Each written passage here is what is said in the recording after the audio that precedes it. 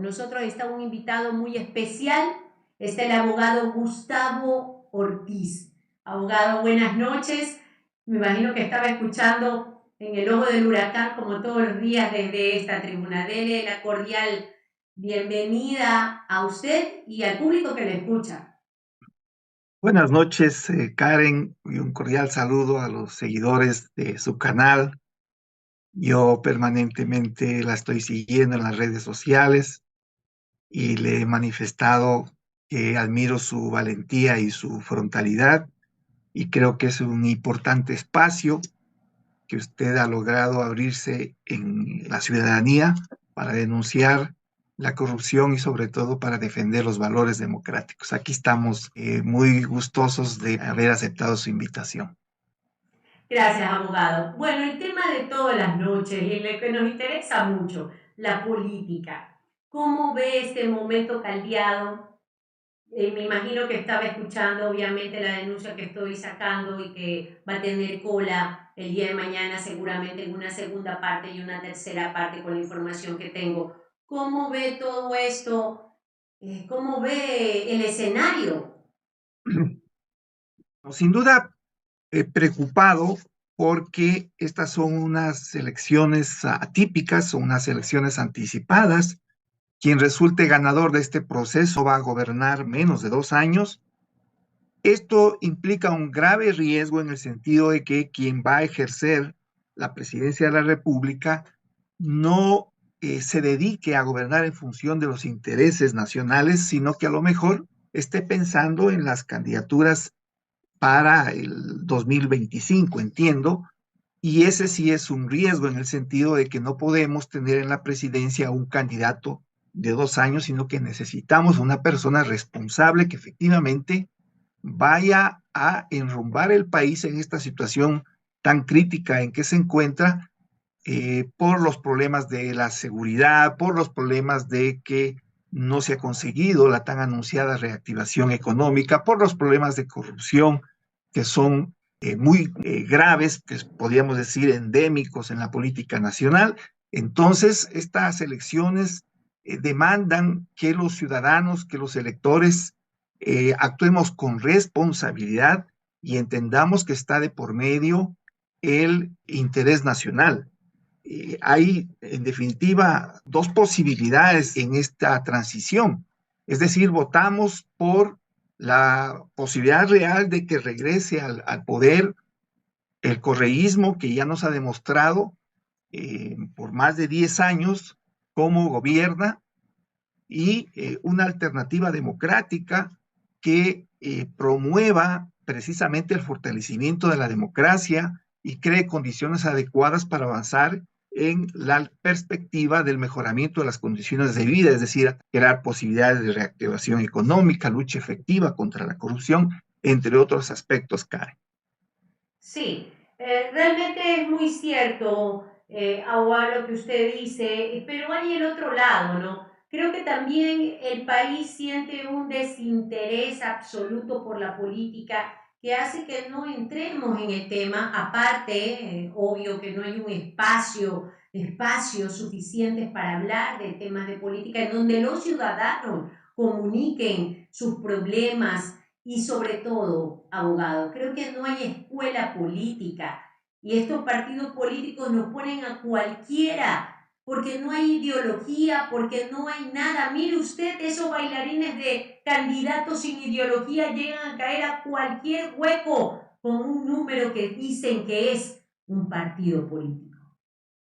Bueno, usted lo describe con mucha precisión. Lamentablemente, el Ecuador vive una crisis política y la crisis política que vive el país tiene varias formas de manifestarse. Una de estas formas de manifestarse es precisamente el desprestigio que tiene la actividad política, porque lamentablemente nuestros políticos, entre comillas, no han entendido que la política es un mecanismo para servir a los ciudadanos, sino que han entendido la política, o más bien politiquería, como el mecanismo para obtener poder y en función de ese poder que tienen, actuar en función de los intereses personales, intereses del grupo e inclusive fomentando la corrupción, institucionalizando la corrupción Entonces, obvio que nuestra ciudadanía, nuestros electores, viendo que esto ha sido ya una práctica permanente en la actividad política, pues esté cansado de esta situación, es sin duda un lastre muy duro de rebasar. Ahora, parte de la crisis política es precisamente la crisis de los partidos políticos. No Así tenemos es. partidos políticos donde tengan planteamientos ideológicos claros, donde tengan una organización consolidada, fuerte y permanente, no solamente para época de las elecciones, donde tengamos militantes precisamente que se formen en las escuelas de formación política de estas organizaciones. Tenemos, en definitiva, movimientos de alquiler y sin ruborizarse, las personas que ahora están aspirando a representarnos en las diferentes instancias de poder, con ciertas excepciones, se pasan de un partido a otro. Es decir, en dónde Así está es. la ideología, en dónde están las posiciones claras. Entonces, Disculpe que yo le interrumpa, es que realmente es una desvergüenza total, pero alcahueteado por el partido político que no exige y los ciudadanos tampoco exigen. Entonces tenemos un circo. Mire ahora justamente lo que pasa. Mire la noticia que yo lanzaba. Fernando Villavicencio. ¿A quién nos pone? A Gisela Molina. Y el día de mañana yo vengo con un audio, además y de otro más que hay en el Distrito 3. Entonces, todo es lo mismo, abogado. Nos dicen una cosa, pero la construcción política por debajo, los hilos que te conllevan al poder y a que él te dé un impulso al partido político, es lo que conlleva esta situación, abogado. ¿Estoy o no equivocada? tiene toda la razón, este es un mercadillo, un baratillo de ofertas, lamentablemente. Una democracia es muy difícil que se sostenga, que se fortalezca sin los partidos políticos, sin partidos fuertes y consolidados, pero obviamente eso va a implicar un proceso, porque lo que tenemos ahora no son sino tiendas politiqueras coyunturales para elecciones que se presenten en definitiva. Yo creo que la indignación que tiene usted respecto de quienes fueron ya miembros de esa asamblea es el grado de desprestigio a que llegó esa asamblea que olvidó sus funciones en su mayoría, ¿no? Hay ciertas excepciones que son la de fiscalizar, la de legislar en función de los intereses nacionales, y lo único que se dedicaron es desde el primer día a desestabilizar el sistema democrático, y además fue un derroche de mediocridad. A todos nos ha avergonzado esa asamblea y obviamente yo creo que lo que debe hacer el pueblo ecuatoriano es sancionar en las urnas aquellas que pretendan la reelección de lo que yo he considerado, como muchos, la peor asamblea de la historia. Abogado, ¿usted cree que el país tiene esa madurez política electoral como para castigar en las urnas? Pongámonos la mano en el pecho. Yo estoy contando algo aquí y siguen los suscriptores insistiendo en una lista en donde por debajo de los hilos sigue la misma gente.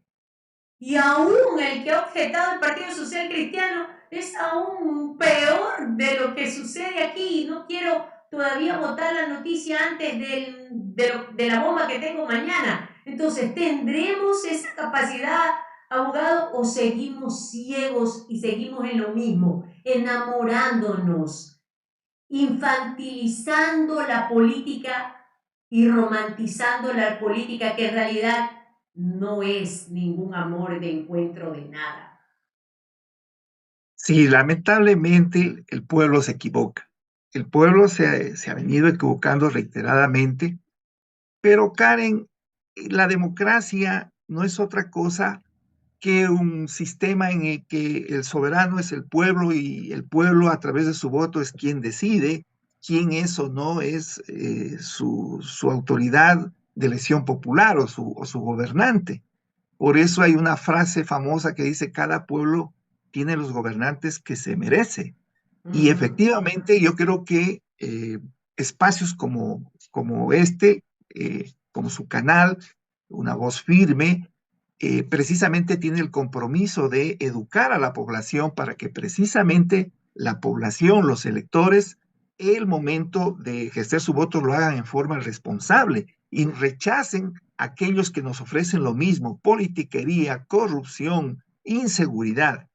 Es necesario que el pueblo madure y Sí. es el riesgo de la democracia. En todo caso, hay que tener en cuenta que con todos los problemas y los defectos que tiene la democracia, siempre será preferible a la mejor de las dictaduras. Somos demócratas y nos arriesgamos a defender la democracia a pesar de los desencantos que tengamos.